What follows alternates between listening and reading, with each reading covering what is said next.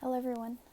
I've really getting sucked into scrolling all the time lately, and I've been trying for the last couple days to do something more worthwhile.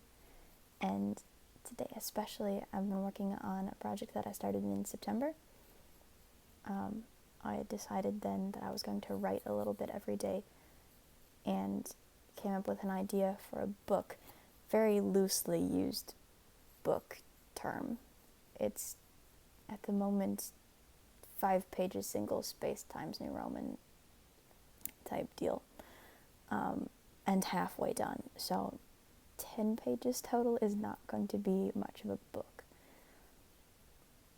But I am really proud of how it's turning out, and was hoping to share a few thoughts. I write very densely, so I'll have 4 major ideas crammed into one sentence, and I may flesh it out and make it more of a book later, but right now it's more of an overview of 4 basic principles of Christianity. And when I talk about Christianity, just know that in everything I'm going to defer to what the Catholic Church teaches, because for the last 2,000 years, the Church has been criticized externally and criticized internally. And between those 2 criticisms and the work of people who study far more than I do, who are much more intelligent than I think that what the Catholic Church assembles as teaching, I'm more comfortable looking to that as authoritative rather than my own ideas. I know that there's a lot that I don't know. There's a lot that I do know. But until strongly persuaded otherwise, I'm going to defer to the Church. That said, I'm still really proud of what I write.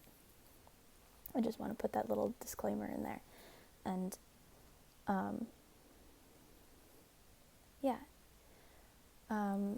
four big things in Christian living.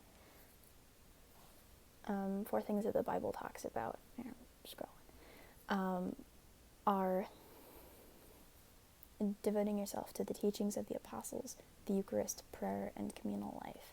The teachings of the apostles, we have the Bible.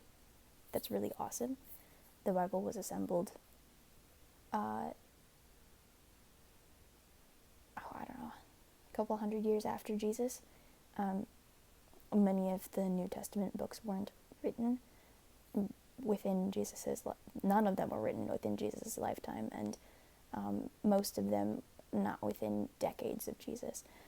So the Bible is a record that's actually not 2,000 years old, and it wasn't assembled until long after those books were written, especially the Old Testament. The Old Testament, parts of it are ancient, as if 2,000 years wasn't ancient, but parts of it are especially old, and what's considered canon and not is something that was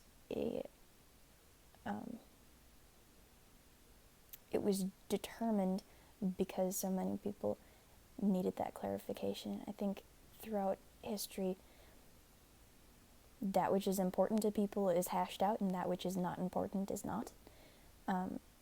But if people are mostly in agreement, you won't often find a definitive statement on it. And that's very true of how the Bible came to be, and that's also very true of how Protestant Christian Bibles differ from Catholic Bibles. And lots of interesting things with that. So yes, the teachings of the apostles, we have the Bible. We also have the traditions. The Bible has a context to it. You wouldn't say, I'll try to give a good good example. You wouldn't read one of the historical books as a prophetic book. You wouldn't read history records as prophecies the same way that you wouldn't read anything in the Bible as a science book. It's not a math textbook either. Things have a context, they have a purpose to the writings. So a lot of that is held in tradition. And that's very significant to Catholics, especially having this tradition. This is how we interpret this passage because of the context that we're aware of surrounding it. It'll play into things like what is a memorial? Well, we say that communion is a memorial because it's the first communion, the Last Supper, was on the major Jewish memorial. Jesus was Jewish. That gives a context to it. He was interacting with other Jews. That gives a context to it. So we say that this memorial context also applies to the Christian tradition of communion.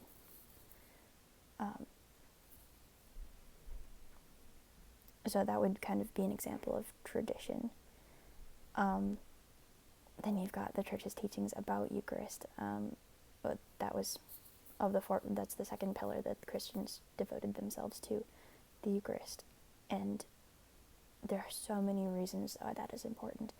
And being the single greatest division between Christians around the world today, especially Western Christians, that's a great scandal to be divided as Christians. But if we were to be divided about anything, it would be on the Eucharist because it's so important.